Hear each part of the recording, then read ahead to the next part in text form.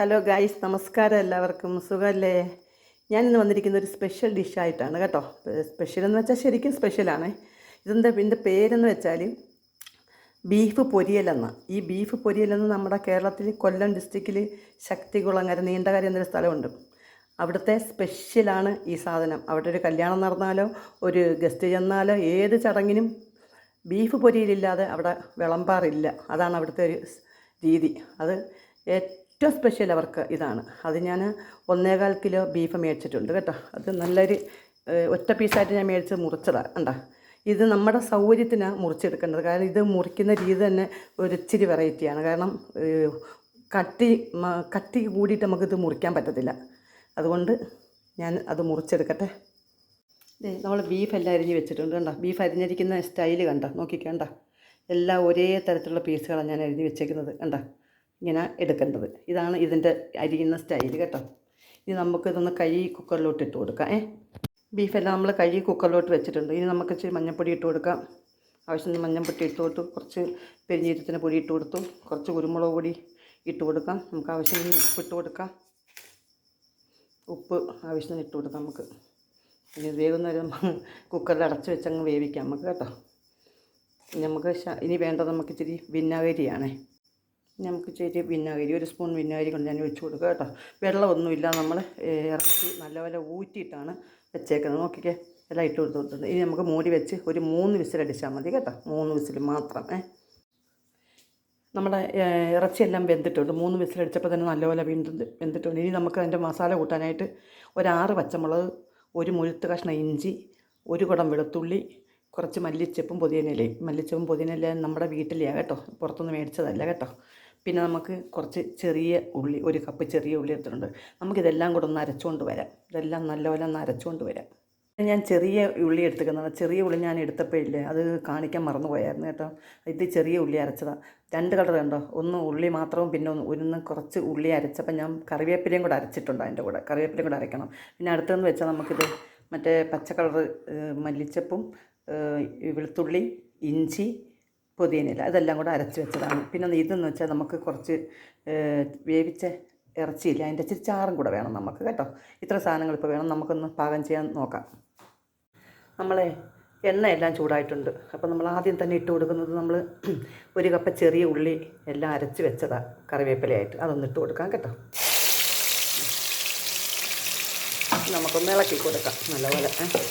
ഇത് നല്ലപോലെ കുറച്ചൊന്ന് വെള്ളം പറ്റിയതിന് ശേഷമാണ് നമ്മൾ ബാക്കി സാധനങ്ങൾ കൊടുക്കാറ് കേട്ടോ. നമ്മുടെ ചെറിയ ഉള്ളി അരിഞ്ഞതെല്ലാം ഒന്ന് വഴണ്ട് വരുന്നുണ്ട് കേട്ടോ. നമുക്കിനി ഈ പച്ച കളർ അരച്ച് വെച്ചിട്ടില്ലേ, മല്ലിച്ചപ്പും വെളുത്തുള്ളി എല്ലാം കൂടെ അരച്ച് വെച്ചത് നമുക്ക് ചേർത്ത് കൊടുത്ത് ഇനി അതൊന്ന് ഇളക്കി കൊടുക്കാം, മിക്സാക്കാം.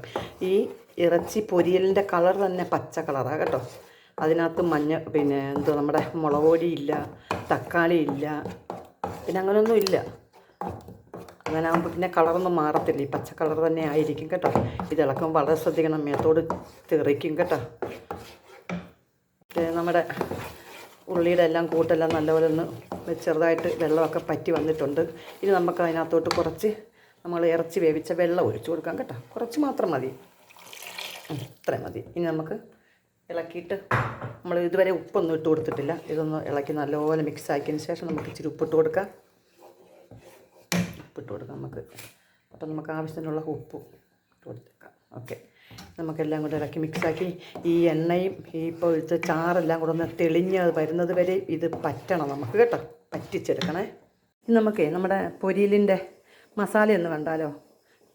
ഇത് കുറച്ച് പെരുംജീരകപ്പൊടി, മഞ്ഞൾപ്പൊടി, കുരുമുളക് പൊടി, പിന്നെ മീറ്റ് മസാല ഞാൻ ഉണ്ടാക്കിയതാണ്.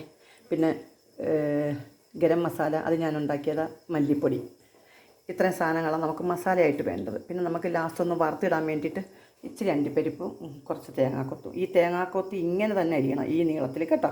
ഇതാണ് അതിൻ്റെ ഹൈലൈറ്റ്. നമ്മുടെ മസാലയെല്ലാം കണ്ടോ, എണ്ണ നല്ലപോലെ തെളിഞ്ഞ് വന്നിട്ടുണ്ട് കണ്ടോ. ഇത് ഇളക്കുമ്പോൾ ശ്രദ്ധിക്കണേ, കയ്യിലെ തെറിച്ച് വീഴും. കാരണം ഇതിനകത്ത് ഈ കടിക്കാനുള്ള പീസസ് ഒന്നും ഇല്ലാത്തൊരു സാധനമാണ്. ഈ പൊരിയലിൻ്റെ ഒരു പ്രത്യേകത എന്ന് വെച്ചാൽ ഒരു സാധനം അതിനകത്ത് സവാളയാകട്ടെ വേറൊന്നും കടിക്കാനുണ്ടാകത്തില്ല. എല്ലാം നമ്മൾ അരച്ച് ചേർത്തേക്കുവാണ്, മനസ്സിലാകുന്നുണ്ടോ.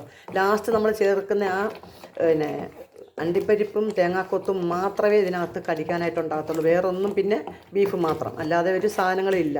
കണ്ട, ഇതെല്ലാം നമ്മൾ അരച്ചെടുത്തേക്കാം, എണ്ണ തെളിഞ്ഞിട്ടുണ്ട്. ഇനി നമുക്ക് അതിൻ്റെ മസാല ഇട്ട് കൊടുക്കാം. എല്ലാ മസാല ഞാൻ ഇട്ട് വെച്ച മസാലകളെല്ലാം അങ്ങ് ഇട്ട് കൊടുത്തേക്കാം. നമുക്ക്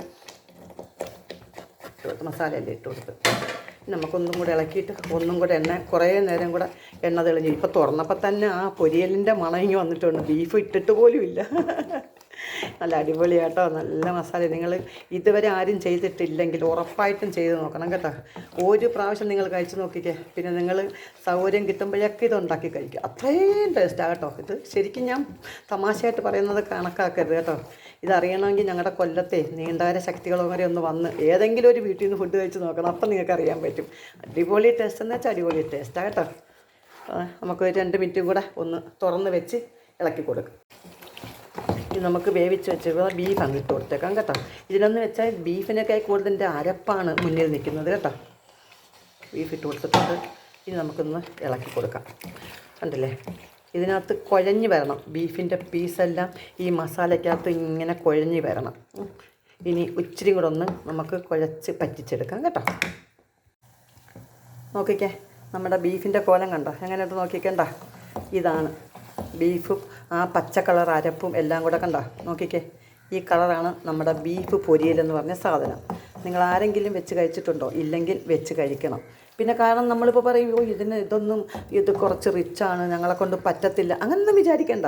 നമുക്കിപ്പോൾ 1 കിലോ മേടിക്കുമ്പോൾ എങ്കിൽ 1/2 കിലോ മേടിക്കുക. നമുക്ക് ഇഷ്ടമുള്ള സാധനങ്ങൾ ഉണ്ടാക്കി കഴിക്കുകയല്ലേ നമ്മുടെ ജീവിതം എന്ന് പറയുന്നത്.